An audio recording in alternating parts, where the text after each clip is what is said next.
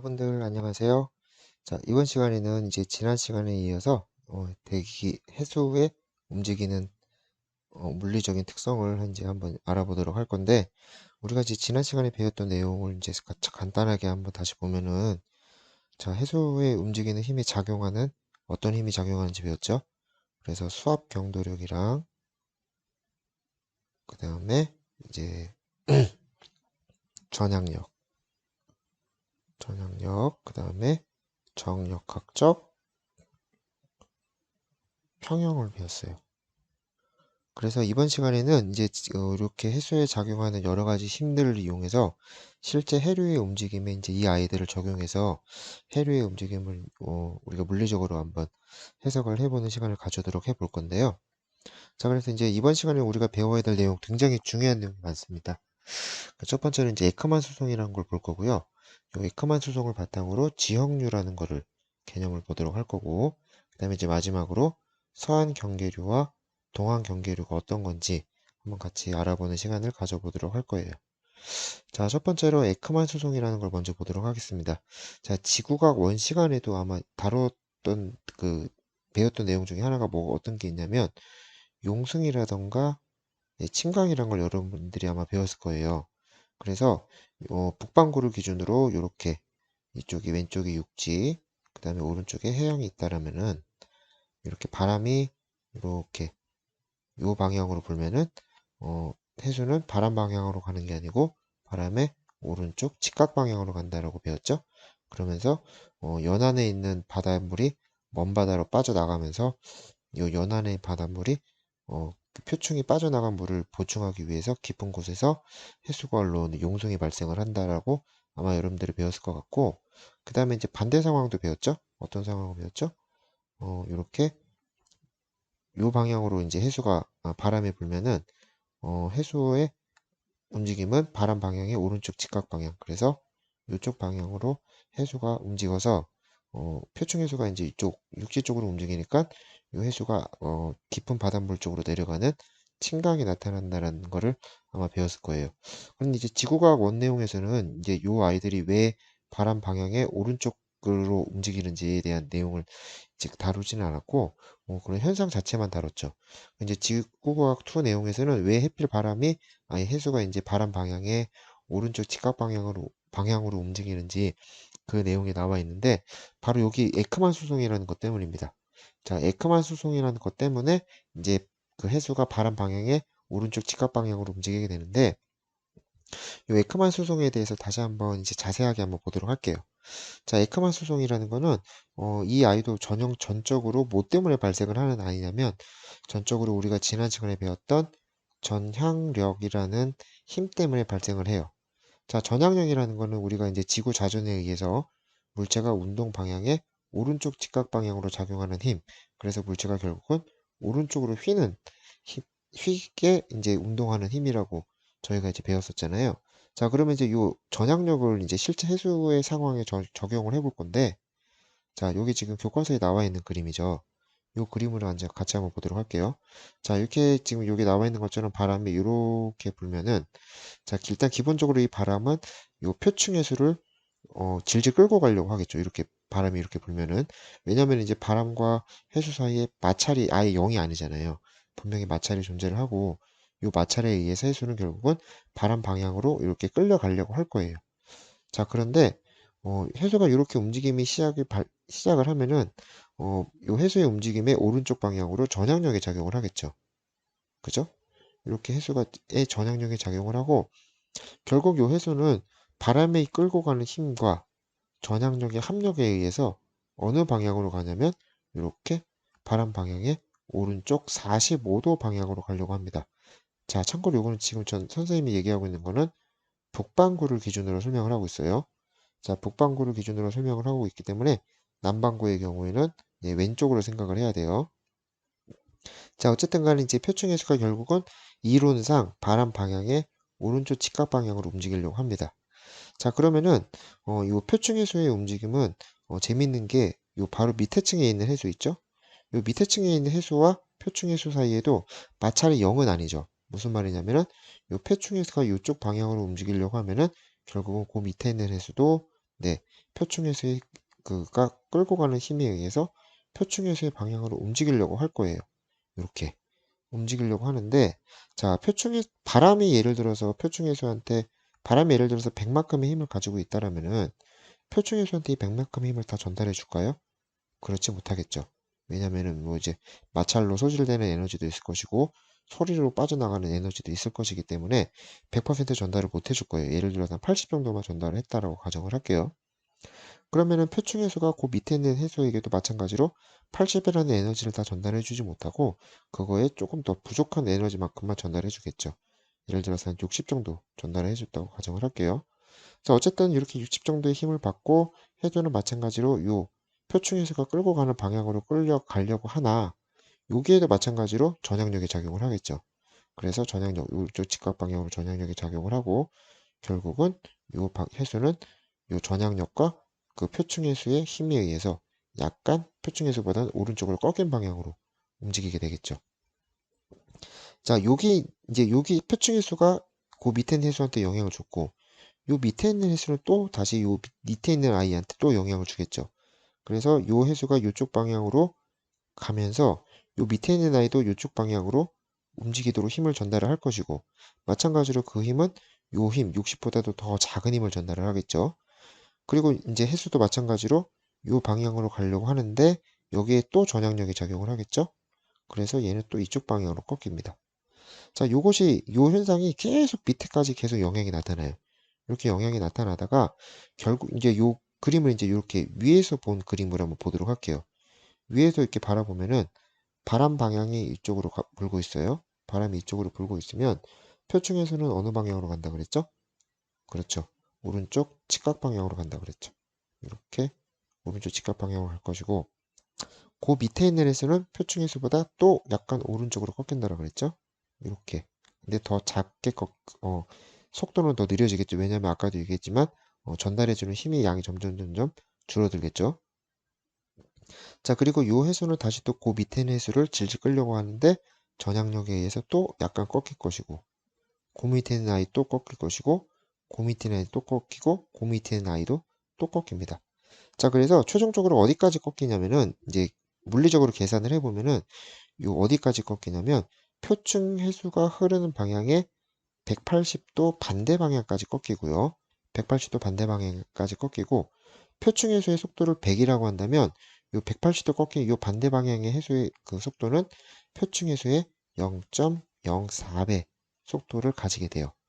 자, 그래서 결국은 요렇게 이제 표층 해수부터 그 0.04 속도까지 나가는 요 밑에까지의 그 해수 여기까지 해수를 우리가 여기까지 깊이를 뭐라고 하냐면 에크만 층 또는 에크만 마찰층이라고 얘기를 합니다.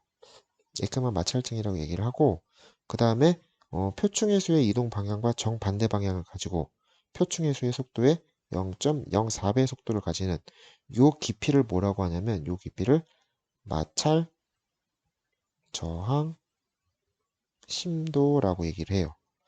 자, 결국은 실질적으로 바람이 해수의 운동에 영향을 주는 거는 바로 요 에크만 마찰층 그리고 그 최대 깊이는 마찰 저항 심도까지고 이렇게 요 에크만 마찰층에서 나타나는 모든 해수의 이동 방향을 이렇게 나타나는 요 해수의 모든 이동 방향을 평균을 하면은 평균적으로 바람 방향의 오른쪽 직각 방향으로 움직이게 되는 흐름이 나타난다는 거죠.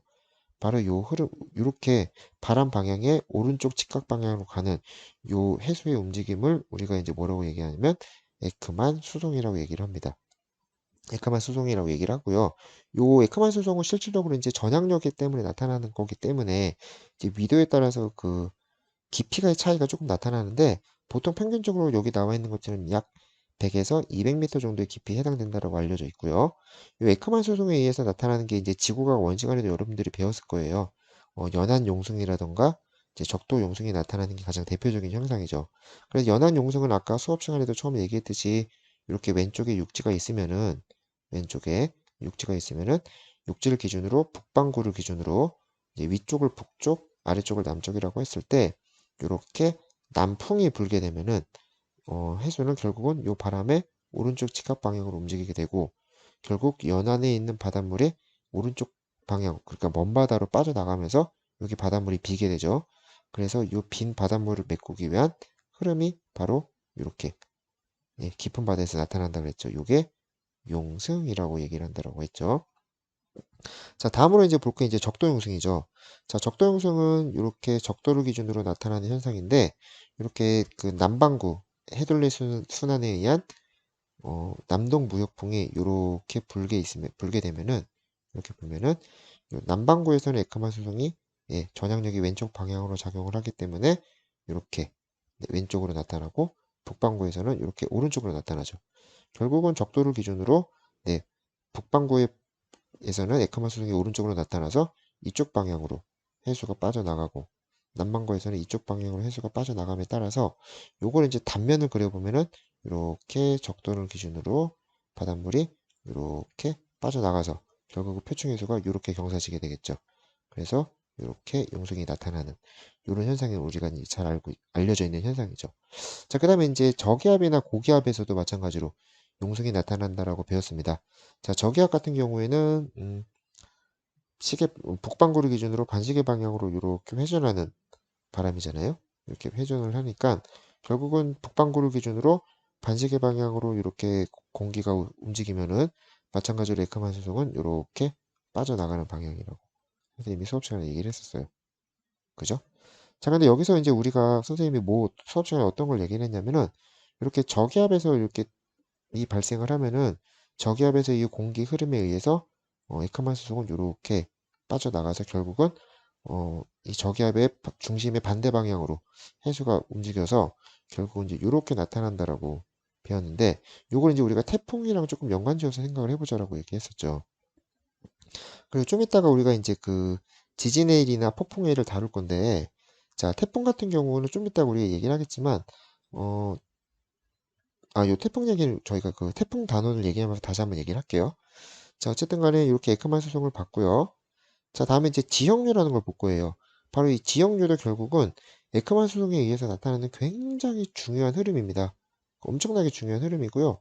거의 대부분의 바닷물이 전부 다 지형류 평형을 이루고 있다라고 여러분들이 생각을 하셔도 과언이 아닐 정도예요. 그래서 거의 대부분의 이제 해양이 지형류 평형 상태를 이루고 있기 때문에 이 지형류라는 흐름이 굉장히 중요한데 자, 그러면은 여러분 여기서 한번 그 지구가 원시간에 비었던 대기대순환에 의한 표층 그 공기의 흐름을 보면은요. 자, 간단하게 그려보면 이렇게 돼 있죠. 저위도에서는 이렇게 무역풍이 불고 저위도에서는 이렇게 무역풍이 불고 그 다음에 중위도에서는 이렇게 편서풍이 분다라고 여러분들이 아마 지원 시간에 배웠을 거예요. 그러면은 요거를 이제 여기 그림에서 한번 보도록 할게요.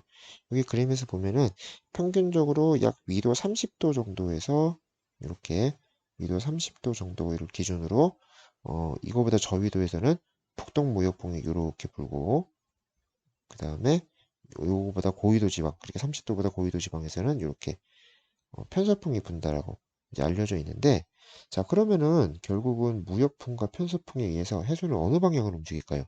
에크만 수중을 생각하면 되겠죠. 그 대기 흐름 방향의 오른쪽 직각 방향으로 해수가 움직인다라고 배웠죠.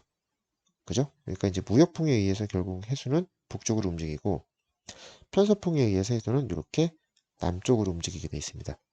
자, 그럼 결국 무슨 일이 발생을 하느냐? 자, 요 그림을 보면 알 수 있겠죠? 아까 봤던 그림이랑 똑같은 그림이죠?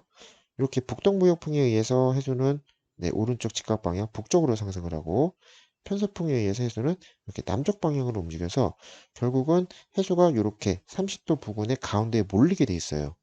그렇죠? 해수가 가운데로 몰리면은 요 부분의 단면을 우리가 생각을 해보면은 요 부분의 단면을 생각을 해보면은 해수가 결국은 어떻게 되냐면 가운데가 볼록 튀어 올라오는 형태가 돼버리겠죠. 그죠? 자, 그러면 볼록 튀어 올라오면은 우리가 수압 경도력을 배웠죠? 이렇게 높은 곳에 있는 물은 반드시 어느 방향을 향하게 돼 있죠? 그렇죠. 이 아래 방향, 이쪽으로 또르르 흘러가게 돼 있다라고 배웠죠. 이렇게 수압이 높은 곳에서 수압이 낮은 곳으로 물방울이 흘러가도록 하는 힘을 우리가 배웠죠. 수압 경도력이라고 한다라고 지난 시간에 다뤘습니다. 결국은 이렇게 높은 곳에 있는 물은 수압 경도력에 의해서 이렇게 낮은 방향으로 흘러내려가도록 하려고 하는데 이때도 마찬가지로 뭐가 작용할까요? 그렇죠. 이때도 마찬가지로 전향력이 작용을 하게 됩니다. 자, 그래서 요 그림에서 한번 보도록 할게요. 자, 수압 경도력은 어느 상황에서라도 수압 해수의 경사가 낮은 방향으로 무조건 작용을 해요. 이건 이 물방울이 어디에 있던 간에 마찬가지예요. 그러면 지금 요 그림상에서 요 등수합선이 뭐냐면 수압이 같은 선이겠죠. 결국은 아까도 보시면 알겠지만 요런 게 이렇게 중앙에 이제 모였을 때 등수합선은 이렇게 수압이 같은 선 여기 요렇게 되겠죠. 결국 이렇게 된다면은 수압 경도력은 등수합선의 수직 방향으로 무조건 작용을 하게 돼 있거든요. 그렇겠죠? 자, 그러면 이제 요거를 기본적인 개념을 바탕으로 이 물방울이 움직임을 한번 보도록 할 건데, 자, 물방울이 여기에서 이제 움직임을 시작한다라고 가정을 해볼게요. 물방울이 여기서 이제 움직임을 시작한다고 가정하면은, 자, 수압 경도력은 등수합선의 수직 방향, 이쪽 방향으로 작용을 하겠죠. 이쪽 방향으로 작용해서 이 물방울도 마찬가지로 이쪽 방향으로 움직이려고 하는데, 이때 아까도 얘기했죠. 무슨 힘이 작용을 할까요? 그렇죠. 전향력이 작용합니다. 전향력은 물체 운동 방향의 오른쪽 직각 방향으로 이렇게 작용을 할 거예요. 결국은 해수는 요 수압 경도력과 요 전향력의 힘을 합력 방향 어느 방향으로 갈까요? 그렇죠. 이쪽 방향으로 가려고 합니다. 자, 해수는 이제 이쪽 방향으로 움직이기 시작했어요. 다시 말해서 이쪽 방향으로 성분을 가지고 얘를 운동을 하려고 하는데 수압 경도력의 방향은 전혀 바뀌지 않죠. 이쪽 방향으로 계속 작용을 합니다. 하지만 전향력은 물체 운동 방향의 오른쪽 직각 방향 이쪽으로 작용을 하게 됩니다. 그래서 결국은 요거의 합력 네, 이쪽 방향으로 가려고 할 것이고 좀 다시 그려볼게요. 이쪽 방향으로 가려고 할 것이고 자, 여기에서도 수압 경도력은 똑같이 이쪽 방향이겠죠? 전향력은 물체 운동 방향의 오른쪽 직각 방향 결국 해수는 이 합력 방향인 이쪽 방향으로 가려고 하겠죠. 수압 경도력 마찬가지 방향 바뀌지 않죠? 이쪽 방향. 전향력은 물체 운동 방향의 오른쪽 직각 방향. 점점 힘이 거의 방향이 평행하게 되겠죠. 그래서 결국 결과적으로 이제 어떻게 되냐면 이렇게 그림이 나와 있는 거죠. 이렇게 해수의 흐름 방향이 꺾이다가 여기에서는 거의 등수합선에 평행하게 나타나게 돼요. 이렇게 평행하게 나타나게 되면은 결국 수압 경도력과 전향력이 정확하게 힘이 같아지고 결국 해수는 수압 경도력 방향으로 내려가지도 못하고 전향력 방향으로 올라가지도 못하고 여기서 힘이 평형을 딱 이룬 상태에서 계속 이쪽 방향으로만 가게 돼요. 그러면은 아까 선생님 그렸던 이렇게 볼록한 그림을 다시 한번 그려볼게요. 결국 해수는 이렇게 아래 방향 경사 방향으로 내려가지도 못하고 경사 윗방향으로 올라가지도 못한 채로 등수합선에 나란하게 계속 이렇게 뱅뱅뱅뱅 돌기만 합니다. 그렇죠? 이렇게 수압 경도력과 전향력이 정확하게 평형을 이루어서 해수가 이렇게 아래 방향으로 가지도 못하고 위 방향으로 가지도 못한 채로 이렇게 볼록해진 해수면 경사를 뱅뱅뱅뱅뱅뱅 돌기만 하는 이런 흐름을 우리가 지형류라고 얘기를 해요. 그리고 요 전 세계 거의 대부분의 해양, 진짜 몇 군데 제외하고요. 거의 대부분의 해양은 지형류 평형 상태라고 여러분들이 이해를 하시면 될 것 같아요. 자, 지금 계속 강조하지만 저희는 북반구를 상황을 기준으로 보고 있어요. 그럼 북반구를 기준으로 보면 전향력은 물체 운동 방향의 오른쪽 직각 방향으로 작용을 한다고 했죠. 그럼 수압 경도력은 물체의 흐름 방향의 왼쪽으로 작용을 하겠죠. 그죠? 그래서 북반구를 기준으로 전향력은 지형류의 오른쪽 방향으로 작용을 하고 수압 경도력은 지형류의 왼쪽 방향으로 작용을 하는데 이때 수압 경도력과 전향력의 크기는 같다라 그랬죠? 그래서 여기 보면 나와 있죠. 우리가 지난 시간에 배웠던 전향력 F 곱하기 V는 수압 경도력 G 곱하기 델타 X 분의 델타 Z와 같다라는 상황이 있고 F를 포리올리 파라미터라고 한다 그랬죠? 그래서 이걸 이제 이렇게 F로 바꾸지 말고 2 오메가 사인 세타를 이용해서 다시 여기다 쓰면은 어떻게 되겠죠? 2 오메가 V 사인 세타 이꼴 G 곱하기 델타 X분의 델타 Z라고 우리가 흐름을 쓸 수가 있겠죠. 그러면은 우리가 요 공식을 조금 응용을 하자면 어떻게 이렇게 볼 수가 있어요. 자, 요거를 V만 남겨놓고 요거를 다 이제 이쪽으로 넘겨버리면은 V 이꼴 G 곱하기 델타 X분의 델타 Z 곱하기 어떻게 쓸 수 있죠? 2 오메가 사인 세타분의 1이라고 쓸 수가 있겠죠. 자, 만약에 요 해수면의 경사가 일정하다면, 그러니까 변하지 않고 일정하다라면은 고위도로 갈수록 사인 세타 값은 어떻게 될까요? 고위도로 갈수록 세타 값이 증가하죠. 증가하죠. 그럼 고위도로 갈수록 요 값이 증가하겠죠. 그죠? 고위도에서 요 값이 증가하고 결국은 V 값은 어떻게 될까요? 그렇죠. 감소하게 됩니다. 그래서 만약에 해수면 경사가 일정한 상황이라면 고위도로 갈수록 지역류의 속도는 느려진다라는 것을 우리가 간단하게 알 수가 있습니다. 그죠?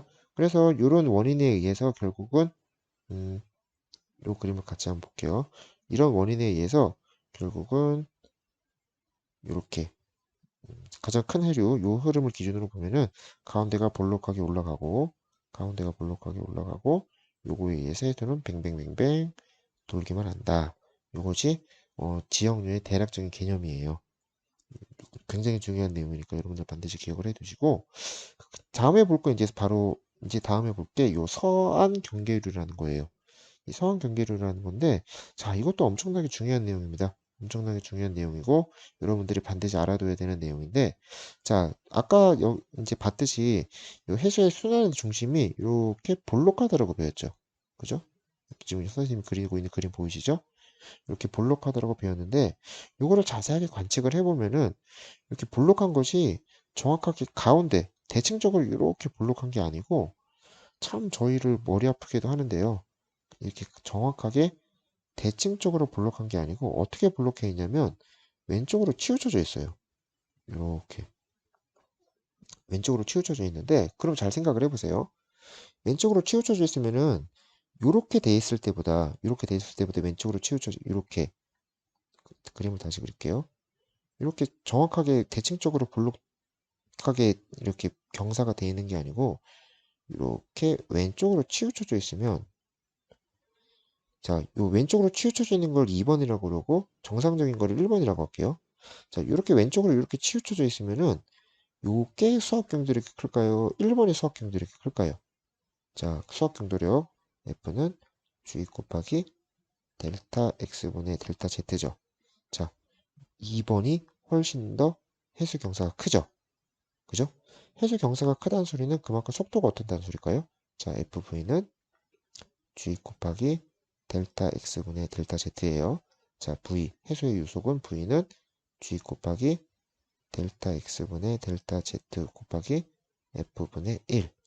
자, 경사가 크다는 소리는 그렇죠. 유속이 훨씬 빠르다는 소리입니다.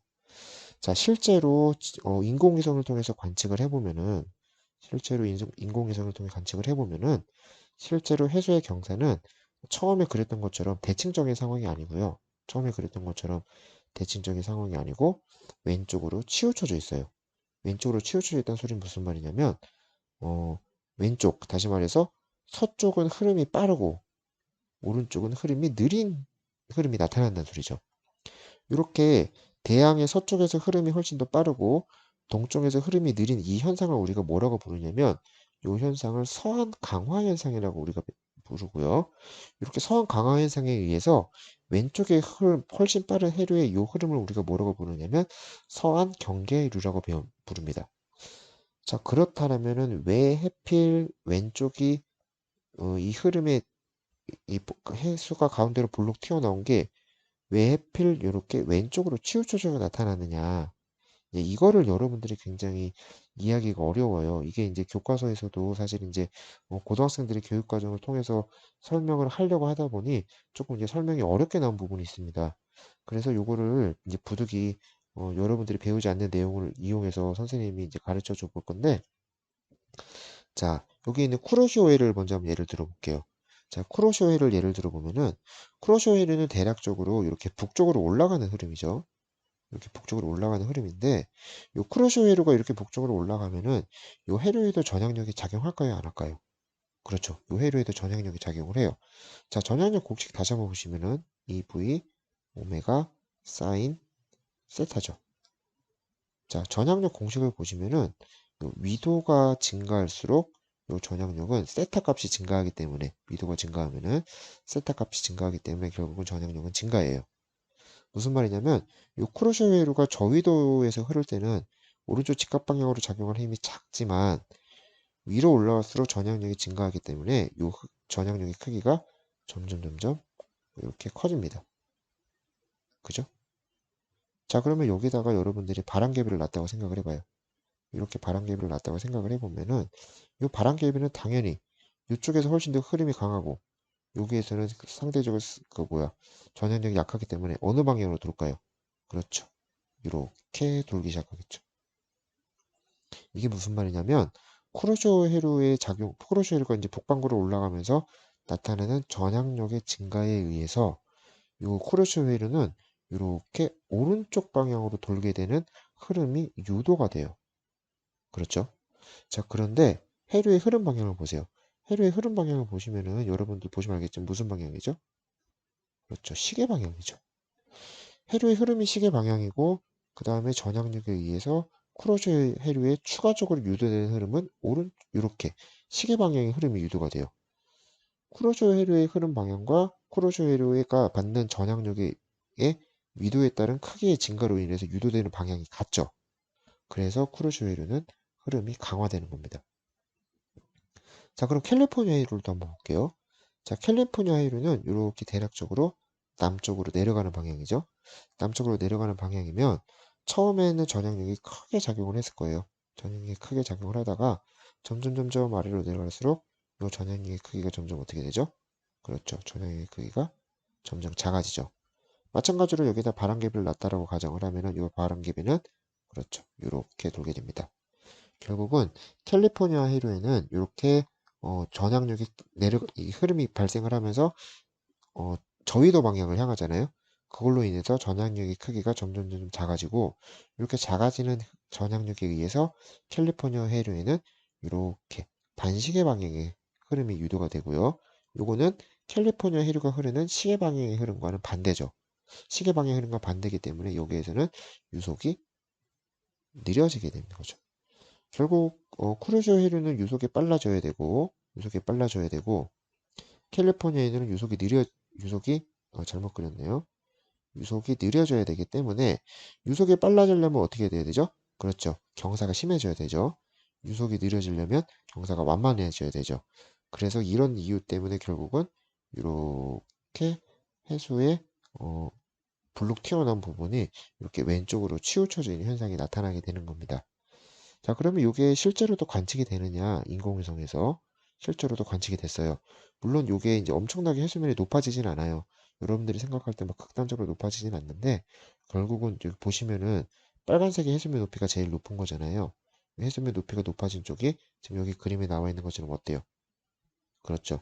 이렇게 서쪽으로 치우쳐져 있죠.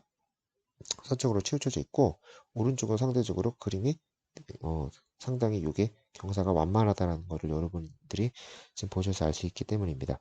자, 그러면 이런 이유에서 서한 경계류는 보세요. 그러면은 이렇게 그린다라면은 서한 경계류는 흐르는 폭이 어때요?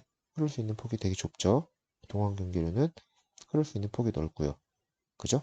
그 다음에 이렇게 좁은 통로를 통해서 동안 경계류를 거쳤던 많은 해수를 통과를 시켜야 되기 때문에 해수가 빨리 흐른다 하더라도 이걸 다 통과시키기가 어려워요. 그래서 결국은 서한 경계류는 깊은 곳까지도 이 지형류 평형이 유지가 되고요. 동안 경계류는 굉장히 폭이 넓죠. 그죠? 그래서 유속이 느리다 하더라도 이 넓은 폭을 통해서 충분히 해수를 다 전달할 수가 있습니다. 그래서 지형류 평형이 유지되는 깊이는 되게 얕아져요. 지는 특징이 나타나요.